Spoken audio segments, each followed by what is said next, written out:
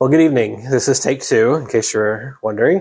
I'm Dwan, and this is Regina, and we are here for Experience Mid-Valley Fellowship. You may have noticed that we haven't done one in a few weeks because we've been on break.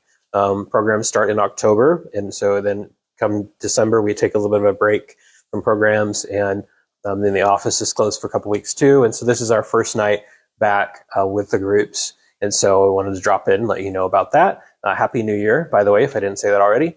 And anyway, and so we're kind of getting after it pretty quickly, going after some kind of significant things here in the first week.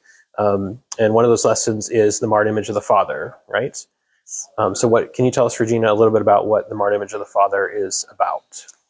Yeah, it's a lesson just on the broken images of fatherhood that we receive, usually from life experiences, and how we often transfer that to our image of God the Father. Mm-hmm. And so it's talking about how can we see Him truly as He truly is. Right. And a lot of times we just think of the punitive aspects or the performance-oriented. Mm-hmm. Or permissive Father, and instead, in Scripture, we see much more welcoming and expansive view of Him as a Father. Yeah, for sure. Yeah, that's good. And this, even for you, kind of as you were going through your journey and process, this was a significant lesson for you as well. Yeah. What was maybe one small piece that you could share that was significant about it for you?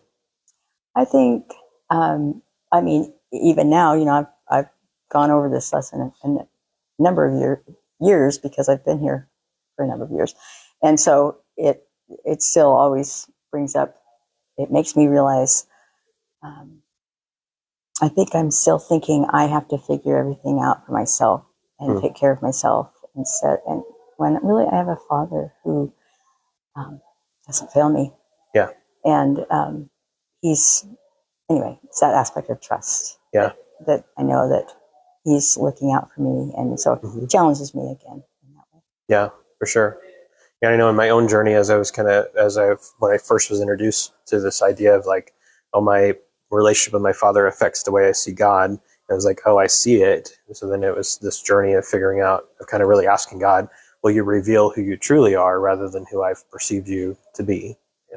And for me, that was engaging with with the unconditional love of God, and just that He loves us deeply.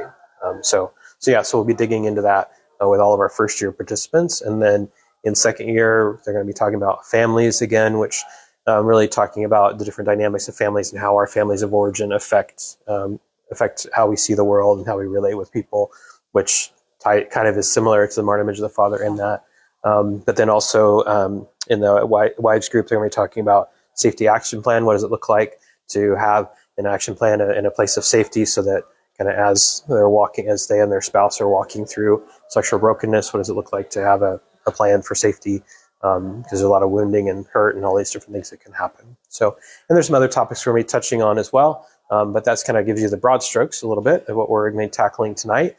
As always, we really value your prayers. It's a significant piece of that. We have a prayer team on site, and then also we have prayer intercessors that pray for the participants throughout the week. So all of that is important and necessary for this to be effective. And so we value your prayers as well, and also encourage you to like this video or share it, let other people know about Mid-Valley Fellowship or about this topic, and certainly comment or post if you'd like to hear more or learn more about any of this. We'd love to chat with you about that. So, but until next week, this is Experience Mid-Valley Fellowship, and we'll see you then. Thanks for dropping in.